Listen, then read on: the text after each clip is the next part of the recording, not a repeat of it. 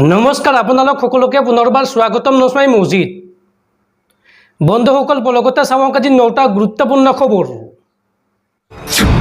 প্ৰথমটো খবৰ আকৌ মাধমাৰ ভাৰতীয় ষ্টেট বেংকৰ এইবাৰ বৃদ্ধি কৰিলে ঘৰ আৰু গাড়ীৰ ঋণৰ সুতৰ হাৰ। বিতৰ্কই লগ এৰা নাই ভাৰতীয় ষ্টেট বেংকক। ইলেক্ট্ৰল বণ্ডৰ পৰা আৰম্ভ কৰি বিভিন্ন বদনামে আগুৰি ধৰিছে এই চৰকাৰী বেংকটোক। এইবাৰ ঘৰ আৰু গাড়ীৰ লোনৰ সুতৰ হাৰ বৃদ্ধি কৰি গালি খোৱাৰ বাট মুকলি কৰিছে ভাৰতীয় ষ্টেট বেংকে। 15 জুলাই অৰ্থাৎ সোমবাৰৰ পৰা বৃদ্ধি পাইছে SBIৰ গ্ৰাহকৰ গাড়ী আৰু ঘৰৰ ঋণৰ EMI, যাৰ বাবে মধ্যবিত্ত শ্ৰেণীটোৰ স্বাভাৱিকতে অধিক হেঁচাত পৰিছে। কালিলৈকে SBIৰ marginal cost of lending rate বা MCLR 5 বেচিছ পইণ্ট আছিল আৰু সোমবাৰৰ পৰা চৰকাৰী বেংকটোৱে 10 বেচিছ পইণ্ট বৃদ্ধি কৰিছে। উল্লেখযোগ্য যে গাড়ী ঘৰকে ধৰি কেইবাটাও ঋণৰ সুতৰ হাৰ এই MCLR ওপৰত নিৰ্ভৰশীল। এই কাৰণে গ্ৰাহকৰ EMI বৃদ্ধি হ'বলৈ গৈ আছে।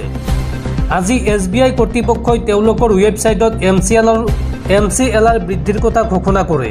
কোৱা হৈছে যে এতিয়াৰ পৰা আগন্তুক 3 বছৰলৈকে MCLRৰ সুতৰ হাৰ 0.2% বৃদ্ধি কৰা হৈছে। অতিৰিক্ত EMI কিমান বুজা হ'ব সেয়া নিৰ্ভৰ কৰিব গ্ৰাহকৰ সুতৰ হাৰৰ ওপৰত।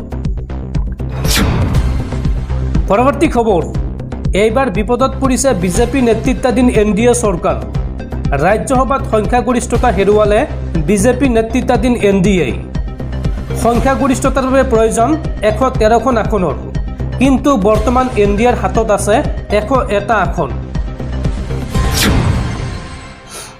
পৰৱৰ্তী খবৰ উন্নয়নৰ ৰেংকিঙত গ্ৰীণ জোনত অসম। নীতি আয়োগে প্ৰকাশ কৰিলে SDG ইণ্ডিয়া ইণ্ডেক্স। 37ৰ পৰা 19% হ্ৰাস পালে অসমত দৰিদ্ৰতাৰ হাৰ। আৰু ভাৰতৰ স্ক'ৰ 2018ত 57ৰ পৰা 2023ত 71লৈ ঊৰ্ধ্বগামী হৈছে। শেহতীয়াকৈ প্ৰকাশ পাইছে এই তথ্য। দৰ্শকসকল আৰু বহুতো গুৰুত্বপূৰ্ণ খবৰ আছে। তাৰ আগতে আপোনাক জনাওঁ যে যদি আপুনি এতিয়ালৈকে এইটো ভিডিঅ'ত লাইক কৰা নাই তেন্তে এতিয়াই ভিডিঅ'টোত লাইক কৰি দিয়ক আৰু এনেকুৱা ধৰণৰ ভিডিঅ'সমূহ নিতৌ চাবলৈ চেনেলটো ছাবস্ক্ৰাইব কৰি কাষত থকা বেল আইকনটো প্ৰেছ কৰি ৰাখক। পৰৱৰ্তী খবৰ পাকিস্তানত নিষিদ্ধ হ'ব ইমৰান খানৰ দল পাকিস্তান তেহৰিক-ই-ইনছাফ চমুকৈ PTI। দলটোৰ বিৰুদ্ধে ৰাষ্ট্ৰবিৰোধী কাৰ্যকলাপত জড়িত থকাৰ অভিযোগ উত্থাপন হৈছে আৰু তাৰ পিছতেই পাকিস্তান চৰকাৰে গ্ৰহণ কৰিছে এই সিদ্ধান্ত। পৰৱৰ্তী খবৰ ৰাজ্যজুৰি পুনৰ নাগৰিকত্ব সংশোধনী আইনৰ প্ৰসংগ। অসমত কা বলবৎ কৰিব বিচাৰিছে হিমন্ত চৰকাৰে আৰু কা বলবৎ সন্দৰ্ভত অসম চৰকাৰৰ জাননীৰ প্ৰতিক্ৰিয়া প্ৰকাশ কৰিছে সৌদ অসম ছাত্ৰ সন্থাৰ মুখ্য উপদেষ্টা ডক্টৰ সমুজ্জল কুমাৰ ভট্টাচাৰ্যই। অসমত কা বলবৎ কৰিব বিচাৰিছে হিমন্ত চৰকাৰে আৰু এই সন্দৰ্ভত সমুজ্জল কুমাৰ ভট্টাচাৰ্যই কয় যে যিকোনো পৰিস্থিতিতে আমি কা মানি নলওঁ। চৰকাৰৰ বিৰুদ্ধে পুনৰ প্ৰতিবাদৰ হুংকাৰ সমুজ্জল কুমাৰ ভট্টাচাৰ্যৰ। কা বলবৎ সন্দৰ্ভত অসম চৰকাৰৰ জাননীৰ প্ৰতিক্ৰিয়া এইদৰে প্ৰকাশ কৰে সমুজ্জল কুমাৰ ভট্টাচাৰ্যই। পৰৱৰ্তী খবৰ ৰাজ্যত পুনৰ উৎকোচ কাণ্ড। এইবাৰ চিয়াম ভিজিলেন্সৰ জালত পৰিছে ফকীৰগঞ্জ থানাৰ উপ পৰিদৰ্শক। উৎকোচ লোৱাৰ সময়তে হাতেলোতে আটক কৰা হয় উপ পৰিদৰ্শক ফজাইল হুছেইনক। গোচৰ মীমাংসাৰ নামত ভুক্তভোগীৰ পৰা দাবী কৰিছিল 30,000 টকা আৰু ইয়াৰে 8,000 টকা উৎকোচ লৈ থাকোঁতেই চিয়াম ভিজিলেন্সে হাতেলোতে গ্ৰেপ্তাৰ কৰে বিষয়াজনক। পৰৱৰ্তী খবৰ অহা 2 অক্টোবৰত পুনৰ এক বিৰল মহাজাগতিক পৰিঘটনাৰ সাক্ষী হ'বলৈ গৈ আছে বিশ্ববাসী। 2 অক্টোবৰত পুনৰ হ'ব বিৰল সূৰ্যগ্ৰহণ। ক'ত ক'ত ইয়াৰ প্ৰভাৱ পৰিব চাওঁ আহক। অহা 2 অক্টোবৰত পুনৰ হ'ব বিৰল সূৰ্যগ্ৰহণ। 2024 বৰ্ষৰ এই সূৰ্যগ্ৰহণ চাবলৈ সাজু হওক আপুনি। সূৰ্যগ্ৰহণৰ সময়ত চন্দ্ৰৰ চাৰিওফালে পোহৰৰ এক আঙুঠি এৰি যাব এই গ্ৰহণে।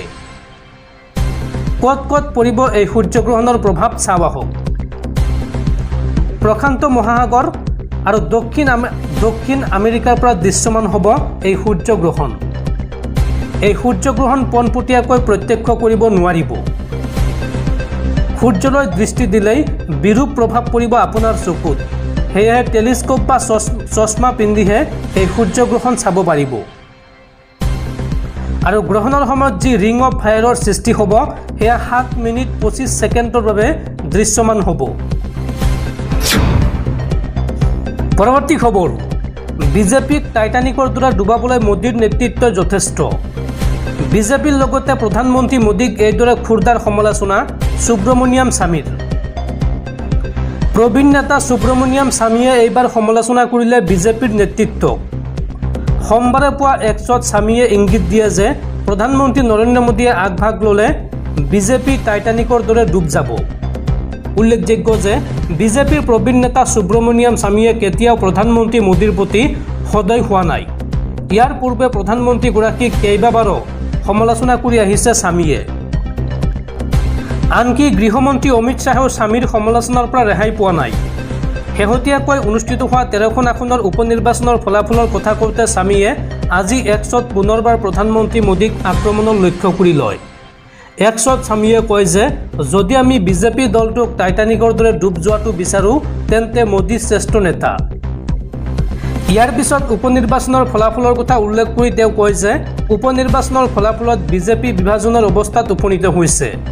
মন কৰিবলগীয়া যে সম্প্ৰতি দেশৰ বিধানসভা উপ নিৰ্বাচনৰ 13খন আসনৰ ভিতৰত বিজেপিয়ে মাত্ৰ 2খন আসনহে লাভ কৰিছে আৰু কংগ্ৰেছকে ধৰি বিৰোধী শিবিৰে বা বিৰোধীয়ে 10খন আসন লাভ কৰিছে। বিহাৰৰ এখন আসনত জয়লাভ কৰিছে এজন নিৰ্দলীয় প্ৰাৰ্থীয়ে। উল্লেখযোগ্য যে লোকসভা নিৰ্বাচনত অযোধ্যাৰ ফৈজাবাদৰ আসনখন হেৰুৱাৰ পিছত উত্তৰাখণ্ডৰ বদ্ৰীনাথ আসনতো পৰাজিত হৈছে বিজেপি প্ৰাৰ্থী। সেই আসনত জয়লাভ কৰিছে কংগ্ৰেছ প্ৰাৰ্থীয়ে। লোকসভা নিৰ্বাচনত অযোধ্যাৰ আসনত জয়লাভ কৰে সমাজবাদী পাৰ্টীৰ প্ৰাৰ্থীয়ে, যিটো সদ্য সমাপ্ত লোকসভা নিৰ্বাচনত বিজেপিৰ বাবে আটাইতকৈ ডাঙৰ আঘাত। 12 জুলাইত যেতিয়া কেন্দ্ৰীয় চৰকাৰে প্ৰতি বছৰে 25 জুনক সংবিধান হত্যা দিৱস হিচাপে ঘোষণা কৰিছিল তেতিয়া স্বামীয়ে নিজৰ এক্স হেণ্ডেলত কেন্দ্ৰীয় নেতা দুজনক আক্ৰমণ কৰি কৈছিল জৰুৰীকালীন অৱস্থাৰ বিৰোধিতা কৰাত মোদী বা অমিত শ্বাহৰ ভূমিকা কি আছিল। পৰৱৰ্তী খবৰ, পুনৰ নেপালৰ প্ৰধানমন্ত্ৰী হিচাপে শপত গ্ৰহণ কেপি শৰ্মা অলিৰ।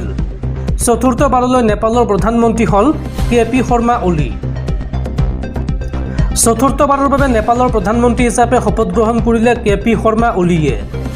নেপালৰ কমিউনিষ্ট দলৰ নেতা কেপি শৰ্মা অলিক দেওবাৰে নেপালৰ প্ৰধানমন্ত্ৰী হিচাপে নিযুক্তি দিয়ে ৰাষ্ট্ৰপতি ৰামচন্দ্ৰ পৌৰুলে।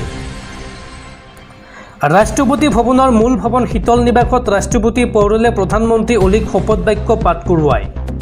সাংবিধানিক আদেশ অনুসৰি নিযুক্তিৰ 30 দিনৰ ভিতৰত সংসদৰ পৰা আস্থা ভোট লাভ কৰিব লাগিব কেপি শৰ্মা অলিয়ে।